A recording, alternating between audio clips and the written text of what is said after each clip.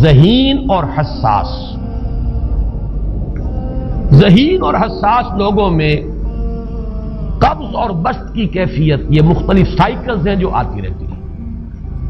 کبھی طبیعت میں پشمردگی ہے، دل بجھا ہوا سا ہے، کچھ نا امیدی سی ہے،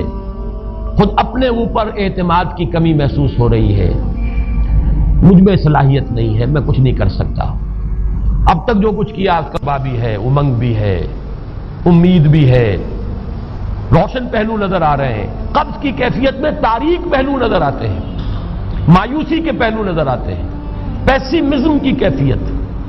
اور یہ جو بسط کی کیفیت ہے اس میں روشن پہلو. دیکھو یہ بھی تو ہے نا، آخر یہ بھی تو ہوا ہے، اور بھی ہو سکتا ہے،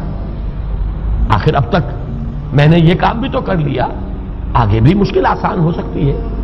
یہ دو کیفیات ہیں قبض اور بسط کی، جن کو کہ صوفیاء کرام نے یہ اصطلاحات، یہ عنوان دیے، قبض اور بسط.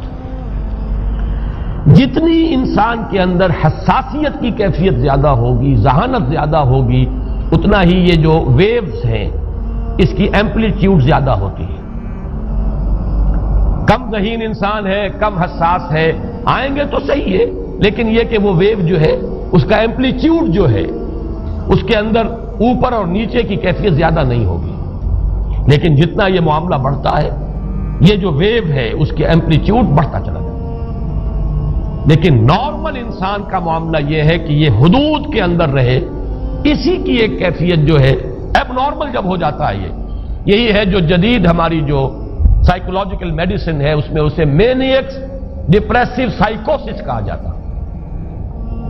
مایوسی ہوئی تو اتنی ہوئی کہ جیسے کمر ٹوٹ کر رہ گئی، اور اسی ڈپریشن میں ہوتی ہیں خودکشیاں، خودکشی کر جاتا ہے ڈپریشن. کچھ روشن پہلو نظر ہی نہیں آ رہا، کوئی امید کا پہلو نظر ہی نہیں آ رہا، کوئی صورت نظر نہیں آتی، کوئی امید بن نہیں آتی. کس طرف جاؤں، کدھر دیکھوں، کسے آواز دوں؟ اے ہجوم نامرادی، دل بہت گھبرائے ہے.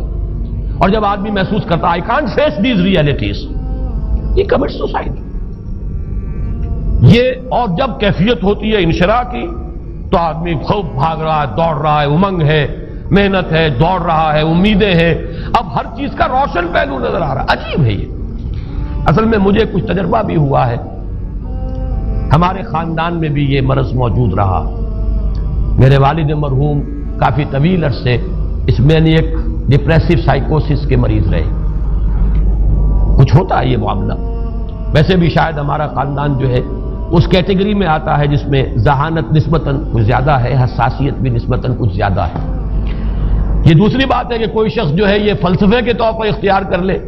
کہ اپنے آپ کو ڈھیٹ بنا لینا ہے، یہ فلسفہ بھی بن سکتا ہے. لیکن یہ ہے کہ اگر آدمی چھوڑ دے اپنی طبیعت کو تو یہ دونوں کیفیات آتی ہیں. انہی کیفیات میں اگر یہ جو اپورڈ اینڈ ڈاؤنورڈ موومنٹ ہے یہ ایک حد سے نکل جائے تو یہ بیماری ہے مینیک سائیکوسس، مینیک ڈپریسو سائیکوسس. اس میں جب آدمی ہوتا ہے وہ اپر کیفیت میں تو اس کے اندر بڑی عظیمت ہے، روشنی ہے، امید ہے، لوگوں سے گفتگو کر رہا ہے، ہنس بول رہا ہے، خوب جو ہے محفل کے اندر، اب وہ محفل میں اسے دلچسپی محسوس ہو رہی ہے اور اسے ہر چیز کا روشن پہلو نظر آ رہا ہے، خود اپنے وجود کا بھی روشن پہلو، دوسروں کے وجود کا بھی. دوسروں کی بات میں سے بھی وہ اچھا پہلو تلاش کریں گے، وہ برا پہلو تلاش نہیں کریں گے. جب دوسری کیفیت ہے ڈپریشن کی، ہر ایک کی بات میں کوئی برائی نظر آئے گی، کوئی اس کی نیت کا فطور ہے، کوئی فساد ہے، کوئی یہ جو ہے بدنیتی کے ساتھ یہ بات کر رہا ہے، کوئی خیر کہیں ہے ہی نہیں، برائی ہی برائی ہے، مایوسی ہی مایوسی ہے، بدلی ہی بدلی. یہ ہے در حقیقت وہ کیفیت. اس کو غالب نے بہترین انداز میں تعبیر کیا ہے. ذہین اور حساس انسانوں میں ان کی جو ترقی ہے وہ انہی مراحل سے ہو کر گزرتی ہے. اور ہر ڈپریشن کے بعد، ڈپریشن میں اس سینس میں استعمال نہیں کر رہا یعنی بیماری کی حد تک پہنچنے والی ڈپریشن نہیں، صرف قبض کی حد تک پہنچنے والا معاملہ. ہر قبض کے بعد جب بسط آتا ہے تو آگے ترقی ہوتی ہے، جس کو آپ کہتے ہیں بائی لیپس اینڈ باؤنڈس.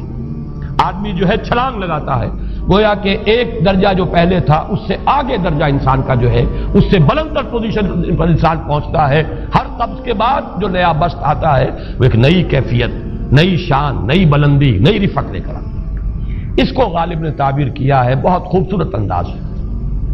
رکتی ہے میری طبع تو ہوتی ہے رواں اور، یعنی شاعر بھی کبھی ایسا وقت آتا ہے شعر جو ہے اس پر نازل ہی نہیں ہو رہا، شعر نہیں کہہ پا رہا، طبیعت میں رکاوٹ سی ہے، بندش سی ہو گئی ہے، کوئی کلام موضوع ہو ہی نہیں رہا، لیکن پھر جب یہ کیفیت جو ہے بدلتی ہے اور جب پھر بست کی کیفیت آتی ہے، رکتی ہے میری طبع تو ہوتی ہے رواں اور، پھر اس کے اندر ایک جولانی نئی ایک کیفیت جو ہے انشراح کی، وہ ایک بالکل نئی کیفیت نئی شان کے ساتھ، یہ ہے وہ معاملہ جو ان آیات مبارکہ کے پس منظر میں ہے۔ اسی لیے اب میں آپ کو اس کا حوالہ دے رہا ہوں، تفسیر مظہری میں قاضی ثناء اللہ پانی پتی رحمت اللہ علیہ نے بہت عمدہ بات فرمائی ہے کہ حالت قبض اگر کسی شخص پر طاری ہو تو اس حال میں اکسیر کا درجہ رکھتی ہے یہ سورہ مبارکہ، اس لیے کہ یہ نازل ہوئی ہے محمد الرسول اللہ صلی اللہ علیہ وسلم پر اسی حالت قبض میں۔ وَالضُّحَىٰ وَاللَّيْلِ إِذَا سَجَىٰ مَا وَدَّعَكَ رَبُّكَ وَمَا قَلَىٰ وَلَلْآخِرَةُ خَيْرٌ لَكَ مِنَ الْأُولَىٰ وَلَسَوْفَ يُعْطِيكَ رَبُّكَ فَتَرْضَىٰ أَلَمْ يَجِدْكَ يَتِيمًا فَآوَىٰ وَوَجَدَكَ ضَالًّا فَهَدَىٰ وَوَجَدَكَ عَائِلًا فَأَغْنَىٰ۔ یہ تمام آیات اب معلوم ہوگا کہ جیسے موتی پروئے ہوئے، ایک لفظ قبض، اب اس میں جو بھی واقعاتی اور جو میں نے آپ کو روایاتی جو بھی پس منظر بیان کیا وہ بھی فٹ بیٹھ رہا ہے، وہ خودکشی کا معاملہ بھی آ گیا اس میں فٹ بیٹھ رہا ہے کہ بخاری شریف میں روایت موجود ہے کہ حضور فرماتے ہیں کہ میری طبیعت پر اس درجے اضطراب تھا، اتنی کیفیت جو ہے میری تشویش کی تھی کہ میرے دل میں بار بار خیال آتا تھا کہ پہاڑ پر چڑھ کر اپنے آپ کو نیچے گرا دوں۔ یہ سارے معاملات اب آپ کو محسوس ہوگا جیسے تمام کڑیاں جو ہے وہ جڑ گئی، جیسے رات کو اب آپ اٹھ نہیں پا رہے، اضمحلال ہے، اعصابی جو ہے اعصاب اس درجے متاثر ہو چکے ہیں۔ صرف یہ ایک احساسات کی کیفیت نہیں ہے، آپ کی قوت فعلی جو ہے، قوت عملی، وہ بھی اس درجے متاثر ہو چکی ہے کہ کئی راتیں گزر گئی اور آپ رات کو نہیں اٹھ سکے، جس پر کہ ام جمیل کو یہ کہنے کا موقع مل گیا کہ معلوم ہوتا ہے محمد تمہارا شیطان تمہیں چھوڑ گیا۔ اب یہ جملہ اپنی جگہ پر اس کی کاٹ ہے یقیناً اس سے یضیق صدرک بما یقولون، لیکن وہ کیفیت جس کی وجہ سے یہ جملہ آیا ہے اس پر نگاہ دوڑائیے، اس پر نگاہ کو مرکوز کریں گے تو معلوم ہوگا ایک لفظ قبض، یہ قبض کی ایک کیفیت تھی، اس قبضی کی کیفیت کا ایک مظہر یہ ہے کیونکہ یہ بھی تو در حقیقت قلب مبارک جو ہے محمد الرسول اللہ صلی اللہ علیہ وسلم کا، اسی پر تو وحی کا نزول ہوتا تھا، یہ بھی وہی داخلی احساسات و کیفیات کا معاملہ ہے،